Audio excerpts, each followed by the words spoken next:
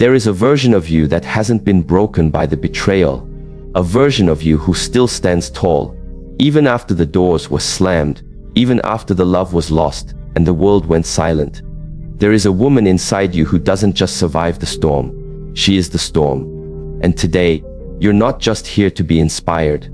You're here to be transformed.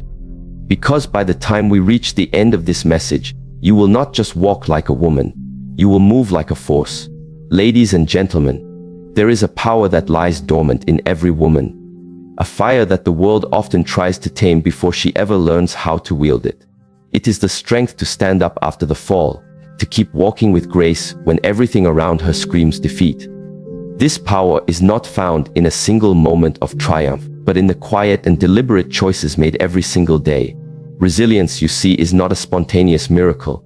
It is a practice, a ritual, a commitment to continue even when you're tired, misunderstood, or walking alone. There is a story told about a young woman who trained in the Shaolin temple. She was not the strongest when she began.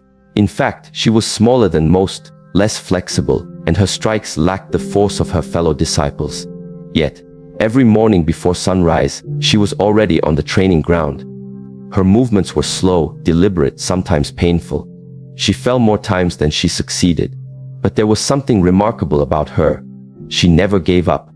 When others returned to rest, she practiced her stances under the cold moonlight. When others grumbled about pain, she listened to her breath, staying calm in discomfort. Over time, this woman didn't just improve. She transcended. Not because she was gifted, but because she was devoted. She had learned the truth: strength is not built in comfort. It is carved out of discipline. She became resilient not because life made her tough, but because she chose not to run from the struggle. She befriended it. And this is where resilience begins. To be an undefeatable woman, you must first understand that your greatest battles are not fought with your fists. They are fought within your own mind. It is the decision you make when you're rejected, to not collapse inward, but rise higher. It is the choice you make when you're left out, to not shrink your soul but expand your self-worth. Many women mistake resilience as something dramatic, something visible, like standing tall after a breakup, or walking away from a toxic job. But real resilience is far more subtle. It's saying no when people expect you to say yes. It's setting boundaries that make others uncomfortable, but protect your peace. It's waking up when the weight of the world is on your chest, and choosing to breathe, to move, to try again. It is easy to confuse being busy with being strong, but busyness is not the same as groundedness. A woman who is truly resilient doesn't hustle for her worth. She understands that her value is not tied to her performance. Her strength is rooted in stillness, in awareness, in the way she can pause, reflect, and decide with clarity, not impulse. Think of the bamboo tree. When you plant it, it does not appear above the ground for nearly 5 years. You water it, nourish the soil, tend to it with hope, but nothing grows. To the untrained eye, it seems like a waste. But underneath the surface, the roots are growing deeper, stronger, wider. Then, in a matter of weeks, the bamboo shoots up over 80 feet tall. That is resilience. A quiet, often unseen process of becoming. Many will doubt you when they don't see immediate results. But you are not here for their applause. You are here to grow in silence so that you can rise in strength. But let us not confuse resilience with numbness. There is a type of woman who has mistaken emotional shutdown for strength. She walks through life guarded, armored in apathy, thinking that not feeling is the same as not breaking. But true resilience doesn't mean suppressing your emotions. It means mastering them. It means letting pain pass through you, not burying it. Because buried emotions become toxins. They seep into your decisions, your relationships, your self-image. To be resilient is to acknowledge your pain without being ruled by it. To feel your heartbreak but still believe in love. To admit you're afraid but still take the next step. This is the paradox of the undefeatable woman. She feels deeply, but she is not fragile. She is not afraid to cry, but she does not crumble. She bends, but she does not break. There's an old proverb that says, "The tree that does not bend with the wind will be broken by it." Flexibility, adaptation. These are the quiet companions of resilience. Life will not go as you planned. People will change. Circumstances will shift. You must become like water, fluid, adjusting, flowing through the cracks, not hardening against them. I once spoke with a woman who had gone through 2 divorces, battled breast cancer, and raised her children on her own while working 3 jobs. When I asked her how she kept going, she smiled, not with bitterness but with clarity, and said, "Because I refused to believe that my story ended there." This is what resilience sounds like. It is not loud. It is not boastful. It is simply a refusal to quit, a quiet insistence that life, no matter how difficult, will not define you. It will refine you. But resilience must be cultivated. It doesn't arrive with age or experience. It comes from the choices you make in the furnace of adversity. Are you willing to show up even when you don't feel seen? Are you willing to trust the process even when it hurts? Are you willing to keep your heart soft when the world tells you to grow cold? To answer yes to these questions is to step into the realm of the undefeatable. And once you begin to live from this place, something else begins to take root: solitude. Not isolation, not exile, but the deep, nourishing silence that solitude brings. And in this space, your soul begins to grow its own roots. You see, many women fear being alone because they've been conditioned to believe that their presence needs to be validated by others. But solitude is not a punishment. It is a portal. It is the place where you stop asking the world who you are and start answering that question for yourself. A woman who does not fear solitude is a woman who cannot be manipulated. She does not make decisions out of desperation. She is not swayed by flattery, nor broken by rejection, because she knows, I am whole even when I stand alone. There's a practice in Shaolin philosophy where students spend time in isolation, not to disconnect from the world, but to reconnect with themselves. In silence, they learn to listen, not to noise, but to truth. When the distractions fall away, when the expectations vanish, what remains is the essence of who you really are. It is in solitude that the undefeated woman is born, because she no longer hides behind the noise of performance. She no longer runs from the voice inside her. Instead, she listens. She learns. She evolves. One woman told me, after my divorce, I was terrified of being alone. The silence in my home used to feel like an accusation. But one day, I lit a candle, played soft music, and just sat with myself. At first it was uncomfortable, but then I started to see the beauty in the quiet. I heard my own laughter. I started dancing in the kitchen. I realized I had never truly met myself. That is the gift of solitude. It introduces you to the woman you were too busy, too afraid, too distracted to see. And when you discover her, you begin to respect her. You begin to protect her peace. You stop allowing people to mistreat her, because you finally understand the treasure that she is. There is a great difference between loneliness and solitude. Loneliness is a hunger for someone else to complete you. Solitude is the realization that you are already complete. Loneliness makes you chase shadows. Solitude allows you to embrace your light. So take a walk by yourself. Sit in a cafe and drink tea with your own company. Write a letter to your younger self. Dance without an audience. Cry without shame.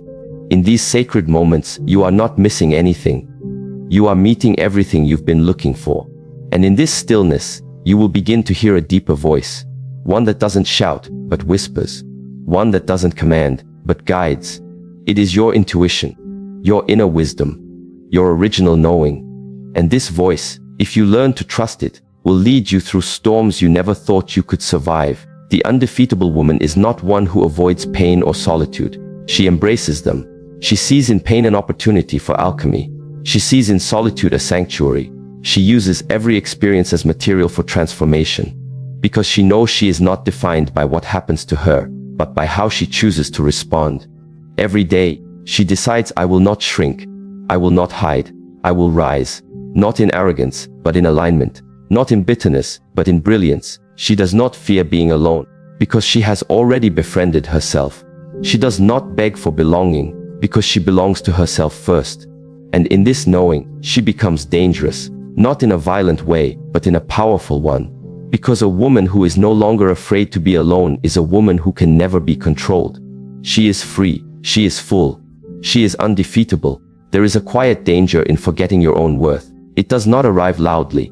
It begins in whispers, in the small compromises you make because you want to be accepted, It creeps into your life when you apologize for things that require no apology. Your laughter, your ambition, your truth. And one day, you wake up and realize that you've built your life around pleasing others while abandoning yourself. But there comes a moment, a sacred, piercing moment, when a woman must decide to return to herself. Not as an act of rebellion, but as an act of remembrance. She does not have to become something new. She only has to remember who she was before the world told her who to be. The undefeatable girl is not the one who is perfect in every way. She is the one who, despite the world's attempts to dim her light, chooses again and again to recognize her own value. She does not look outward to measure her worth. She looks inward, to the fire within, and realizes that her presence alone is enough. This remembering begins when you no longer accept scraps of love, just because you're afraid to eat alone. It begins when you no longer tolerate disrespect under the mask of loyalty. It begins when you stop shrinking to fit into spaces that were never designed to honor your fullness. A woman once told me, "I stayed in a relationship for years because he made me feel needed. But I confused being needed with being valued." This distinction is critical. Many women have been taught that their worth lies in how much they can give, how much they can fix, how much they can endure. But worth is not a currency you trade for validation. It is your inheritance. You were born with it. You don't earn it, you honor it. And honoring your worth often means choosing the harder path, the lonely path, the misunderstood path. But it is the path that leads you back to yourself. There is a Japanese art called kintsugi, where broken pottery is repaired with gold. The cracks are not hidden, they are highlighted. Because the vessel is not seen as less valuable for being broken, it is seen as more beautiful for having survived. Your scars, your setbacks, your stories, they are not stains, they are gold seams. They are proof that you have been broken, yes, but you have been healed with truth.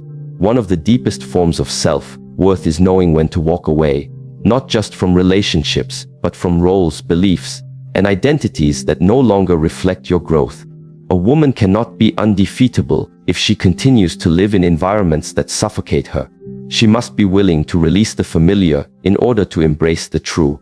I met a woman in her late 50s who had spent decades in a career she did not love. She was brilliant, skilled, and deeply respected, but she was not alive inside. One day she decided to walk away. Friends called her foolish. Colleagues said she was too old to start over. But she began painting, a passion she had buried since her 20s. Now, her work is displayed in galleries. But more importantly, she found her joy again. She told me, "I didn't start over. I started becoming." This is what it means to recognize your worth.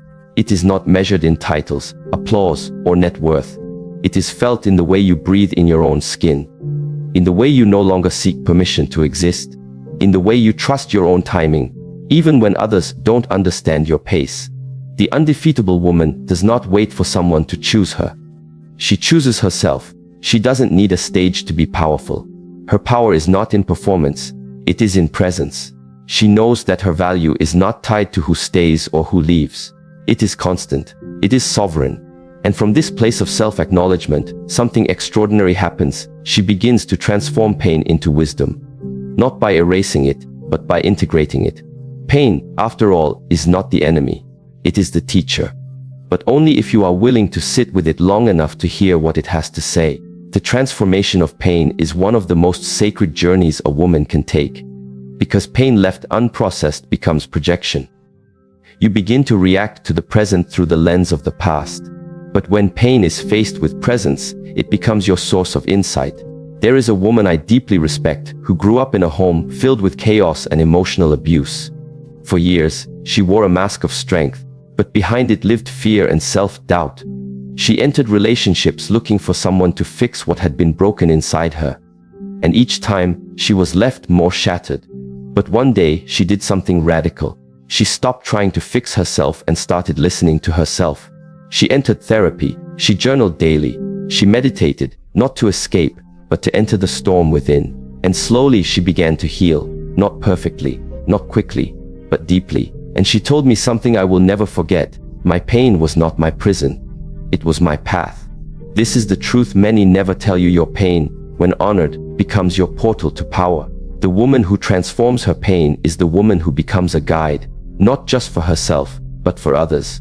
She doesn't pretend life is easy. She doesn't wear a mask of perfection. She lives transparently, not for attention, but for liberation. There is an old Zen teaching: the obstacle is the path. And so it is. The heartbreak, the betrayal, the illness, the failure, they are not detours. They are the exact terrain through which your strength is forged. But you must walk it awake, not in bitterness, but in awareness. Pain is not here to destroy you. It is here to reveal you, to strip away the illusions, the ego, the expectations, and to show you what cannot be shaken: your essence, your soul. One young woman, after surviving a traumatic experience, chose to speak publicly about her journey. She feared judgment, but instead, she found connection. Her story became a bridge for others to begin their own healing. She said, "I used to think my story made me damaged. Now I know it makes me dangerous, because I am no longer afraid of myself." This is what transformation looks like. It is not loud. It is not glamorous.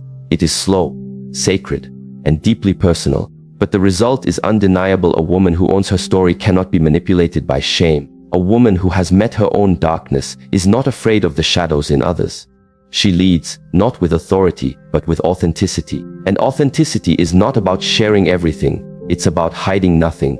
It's about no longer pretending, no longer performing. It's about being so grounded in your truth that you no longer need to convince anyone of your value. From this place, the undefeatable woman begins to create, not just survive. She writes new narratives. She builds spaces that reflect her soul. She gives, not from emptiness, but from overflow. And her life becomes her legacy, not because she chased it, but because she lived it. To know your worth and to transform your pain is to become unshakable, not immune to struggle, but rooted in meaning. Not invincible, but intentional. It is the art of standing still in the storm, not because the storm is over, but because you have found your center. And from this center, she moves differently. She speaks differently. Her no becomes sacred. Her yes becomes powerful. She no longer needs to be everything to everyone. She is simply herself, and that is enough. Because she knows, now more than ever, that she was never meant to just survive. She was meant to rise, to expand, to awaken. Not in spite of the pain, but because of it. The way a woman protects her peace determines the clarity of her presence in this world. Peace is not a luxury reserved for days off or vacations in distant places. It is not the silence in a room, nor is it simply the absence of noise. Peace is the deep alignment between your inner world and your outer reality. It is the moment when what you believe, what you value, and how you live are no longer at war with each other. And for a woman who desires to become undefeatable, this alignment is non-negotiable. But what does it mean to protect your peace?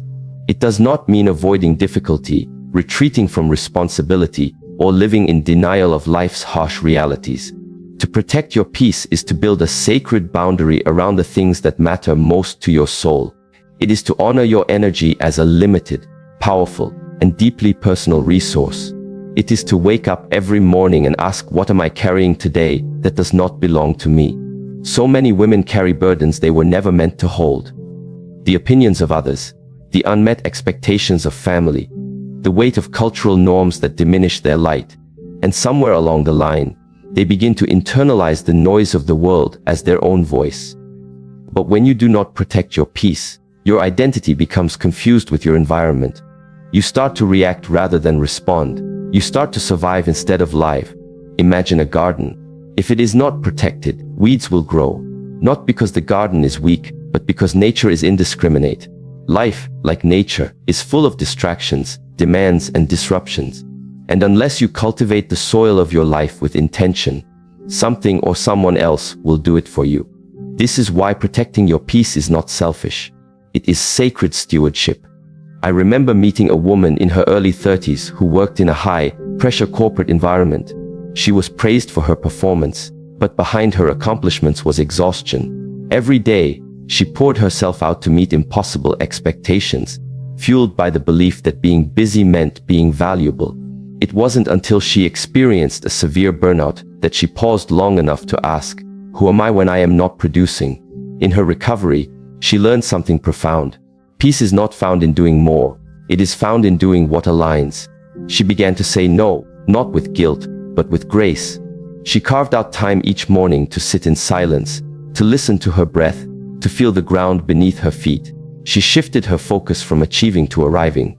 And slowly, she began to feel whole, not because her world had changed, but because she had chosen to change how she showed up in it. The undefeatable woman does not wait for peace to be given. She creates it. She defends it. She rebuilds it every day. She understands that inner chaos will always echo louder than outer success. So she tends to her spirit like a gardener tends to soil, with patience, with consistency, and with love. Protecting your peace means choosing who has access to your energy. Not everyone who wants your time deserves your presence. Not every conflict needs your engagement. Not every invitation requires your acceptance. There is wisdom in strategic silence, in choosing stillness over reaction, and in recognizing that not every storm requires your attendance. There was once a story about a young monk who asked his master, "How do I remain calm when everything around me is in chaos?" The master poured tea into the monk's cup until it overflowed. The monk exclaimed, "Stop, it's too much." The master said, "Exactly. This is your mind when you allow too much in." The monk learned that protecting peace is not about controlling the outside world. It is about managing what you allow inside. For women especially, this lesson is often hard-won. We are taught to be available, agreeable, accommodating. We are rewarded for our sacrifice and praised for our silence. But a woman cannot be undefeatable if she is constantly depleted. You cannot light the way for others if your own flame is extinguished. Boundaries are not barriers. They are bridges to balance. And these boundaries are not only for people. They are for thoughts, habits, and distractions. Protecting your peace might mean turning off your phone when you feel overwhelmed. It might mean unfollowing accounts that trigger comparison. It might mean sitting with your discomfort instead of numbing it with business or noise. Because peace is not the absence of struggle. It is the presence of awareness. A woman I once coached had spent most of her life reacting to everything around her. If someone was angry, she felt responsible. If someone was sad, she tried to fix it. But she never asked herself what she needed. When we began working together, I asked her to keep a peace journal. Every time she felt anxious, frustrated, or drained, she wrote down what was happening, who was involved, and how she responded. After just 2 weeks, a pattern emerged. She realized that 80% of her stress came from just a few people and situations. And more importantly, she realized that her peace was not being taken, it was being given away. With this awareness, she began to shift. She had hard conversations. She set limits. She released the need to be liked and embraced the freedom of being true. And for the first time in years, she felt what she described as a homecoming within myself. Peace, you see, is not passive. It is powerful. It requires discernment. It requires discipline. It requires deciding every day that your well-being is not negotiable, that your spirit is not for sale, that your mental clarity is a priority, not an afterthought. And from this place of inner stillness, you become clear. You begin to hear your own voice again. The voice that tells you what is real, what is right, and what is yours to carry.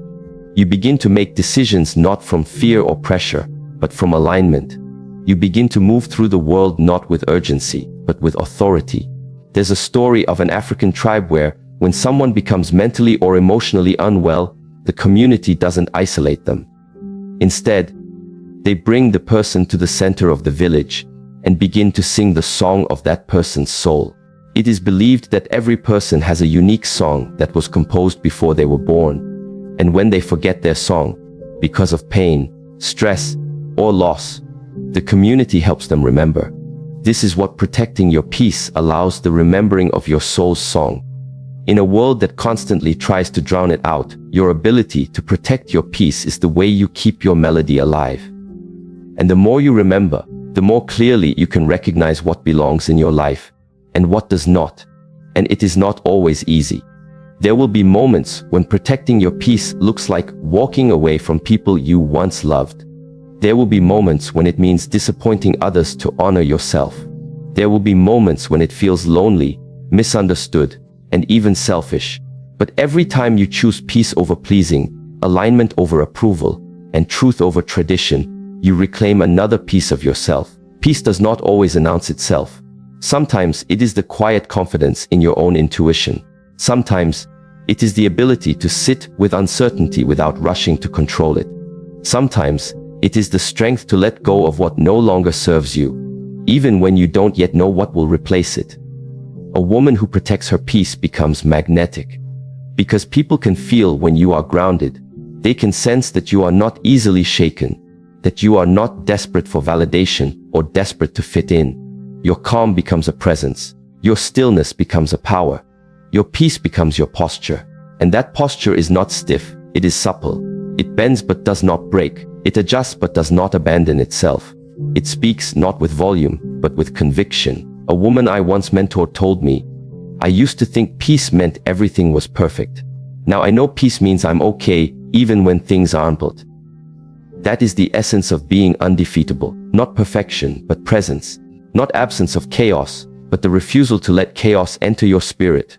And in this refusal, in this sacred protection of what is within you, you rise, not above others, but above distraction, confusion, and fear. You rise with clarity. You rise with intention. You rise with the quiet, knowing that peace is not just something you have. It is something you are. And as you walk through the world in this peace, you begin to shape your environment rather than be shaped by it. You create homes, conversations, and relationships that reflect your inner clarity. You become a sanctuary, not just for yourself, but for those who are still learning to find their own center. Because in the end, the woman who protects her peace is the woman who builds her life from the inside out. And nothing built from within can be destroyed from without. Of all the powers a woman can cultivate on the path to becoming undefeatable, none is as sacred, as quietly transformative, and as deeply misunderstood as the act of walking alone with dignity. It is not the loneliness born from abandonment or rejection. It is the solitude that emerges from a woman who has decided that her self-worth is not negotiable, that her growth is not dependent on companionship, and that her journey is her own to walk, even when no one else sees the path she's taking. Walking alone is not a punishment. It is an invitation to listen to the voice that gets drowned out by noise. An invitation to meet yourself in the silence, stripped of titles, expectations, and masks. It is in this solitude that a woman discovers her rhythm, her essence, her truth, not because someone else affirmed it, but because she stood still long enough to feel it awaken from within. But the world does not often celebrate this kind of woman. The world tells her that a woman who walks alone is either lost or left behind. It does not easily recognize the power of the woman who chooses silence over chaos, solitude over validation, and self-possession over popularity. And so, many women hesitate. They fear being seen as too strong, too intimidating, too different. They fear that if they walk too far alone, they will never be welcomed back. Yet, the truth remains. There are seasons in a woman's life when she must walk alone, not because no one loves her, but because her evolution demands it. I once sat with a woman in her late 40s who had recently left a 20-year marriage. For the first time in decades, she lived alone. Her home was quiet. The bed felt too big. The nights, especially, echoed with memories of what used to be. But she told me something I will never forget. For the first time, I can hear my own footsteps, and they are leading me somewhere I've never been before. Her story is not uncommon.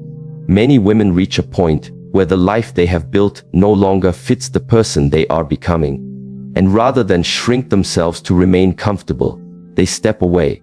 Not because they have all the answers, but because they are no longer willing to live out of alignment. That step, the one taken in uncertainty, in faith, in solitude, is the step that transforms everything. There's a Japanese proverb that says, "A wise woman keeps her own company." This doesn't mean she isolates herself or lives disconnected. It means she does not compromise her integrity to be surrounded. She does not dilute her values to feel accepted. She does not fear her own presence. When you walk alone with dignity, you stop begging the world to see you. You start seeing yourself. You stop chasing what doesn't belong to you. You start attracting what aligns with you. Your energy changes. Your eyes become sharper. Your posture straightens. Not from arrogance, but from clarity. There is a story told in Eastern tradition of a female monk who left her village in search of enlightenment. She traveled for months through forests and mountains, enduring hunger and fatigue. Along the way, many asked her why she walked alone.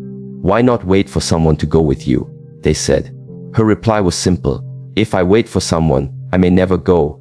If I wait for comfort, I may never grow. She understood what few are willing to admit, that not everyone is meant to walk with you into your transformation. Some people are only meant to accompany you to the edge of your awakening. Beyond that point, the journey becomes sacred, personal, and at times, solitary. And that is where true dignity is formed. Dignity is not the same as pride. Pride is loud, dignity is quiet. Pride seeks to impress. Dignity seeks to remain aligned. Pride is fueled by ego.